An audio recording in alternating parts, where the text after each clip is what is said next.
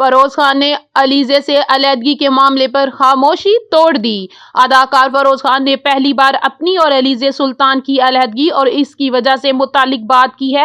واضح رہے کہ علیزے سلطان نے گھریلو تشدد کا انکشاف کرتے ہوئے 2022 میں فروز خان سے راہ جدا کی تھی، جس کے بعد اداکار نے جون 2024 میں ڈاکٹر زینب خان سے دوسری شادی کی۔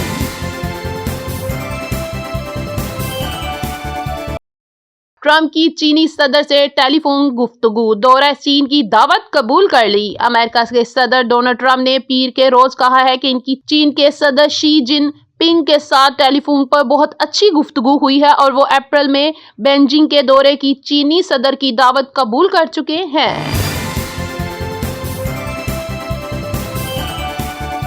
وزیر اعظم شہباز شریف سے سعودی مسلح افواج کے چیف آف جنرل اسٹاف کی ملاقات۔ وزیر اعظم شہباز شریف سے سعودی مسلح افواج کے چیف آف جنرل اسٹاف فیض بن حمید الرویلی نے ملاقات کی، جس میں اقتصادی، دفاعی اور سیکورٹی تعلقات مزید مضبوط بنانے کے لیے اعادہ کیا گیا۔ پاک سعودی اقتصادی، دفاعی اور سیکورٹی تعلقات مضبوط بنانے کے لیے عزم کا اعادہ کیا ہے، ہر قسم کی دہشت گردی، انتہا پسندی کا مقابلہ کرنے اور خطے میں امن و استحکام کے لیے مشترکہ عزم کو اجاگر کیا گیا ہے۔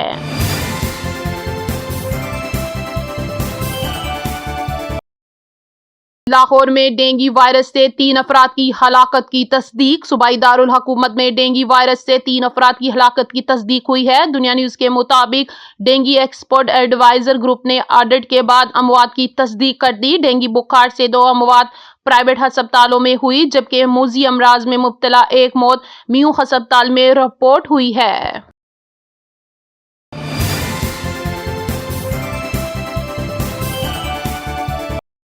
پنجاب میں میٹرک اور انٹرمیڈیٹ کے سالانہ امتحانات کے شیڈول کا اعلان۔ پنجاب میں میٹرک اور انٹرمیڈیٹ کے سالانہ امتحانات کے شیڈول کا اعلان کر دیا گیا ہے۔ میٹرک کے امتحانات 3 مارچ 2026 سے شروع ہوں گے، جبکہ انٹرمیڈیٹ کے بورڈ امتحانات کا آغاز 5 مئی 2026 سے ہوگا۔ ہم نیوز کے مطابق محکمہ تعلیم کی جانب سے نئے سیکشن کا داخلہ پالیسی میں تبدیل کر دیا گیا ہے۔ اپ ڈیٹ شدہ اسکول کیلنڈر اور نصاب میں ترمیمات کی بھی منظوری دی گئی ہے۔